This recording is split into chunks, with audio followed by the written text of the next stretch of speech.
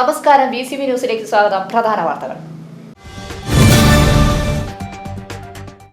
വാഴക്കോട് പ്ലാഴി സംസ്ഥാന പാതയിൽ ചേലക്കോട് സ്കൂട്ടർ തോട്ടിലേക്ക് മറിഞ്ഞ് യുവാവിന് ദാരുണാന്ത്യം.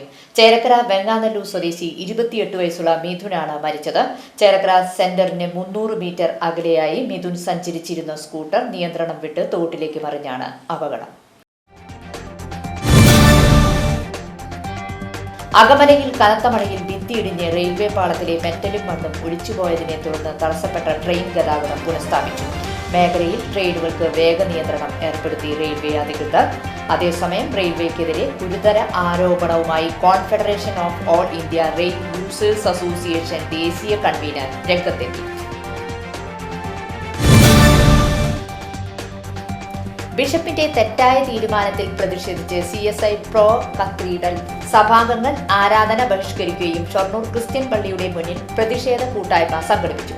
CSI കൊച്ചിൻ മഹാ ഇടവകയിലെ മോഡറേറ്റർ കമ്മിസ്റ്ററിയും ചെയർമാനുമായ റവറൻ ഡോക്ടർ മലയും സാബു കോശി ചെറിയാൻ എന്ന ബിഷപ്പിന്റെ തെറ്റായ തീരുമാനത്തിനെതിരെയാണ് പ്രതിഷേധം.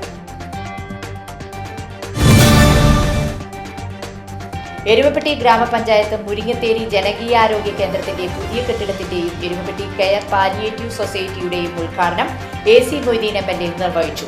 MLA ഫണ്ട് 24 ലക്ഷം രൂപ ചിലവഴിച്ചാണ് പഞ്ചായത്ത് കെട്ടിടം നിർമ്മിച്ചത്.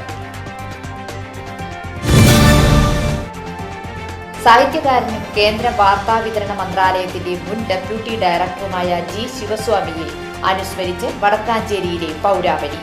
നിരവധി പുസ്തകങ്ങൾ ഇംഗ്ലീഷിലും മലയാളത്തിലുമായി എഴുതിയ ശിവസ്വാമിയുടെ അവസാന പുസ്തകമായ മൈ ലൈഫ് സ്റ്റോറി എന്ന പുസ്തകം കുടുംബം സദസ്സിന് കൈമാറി.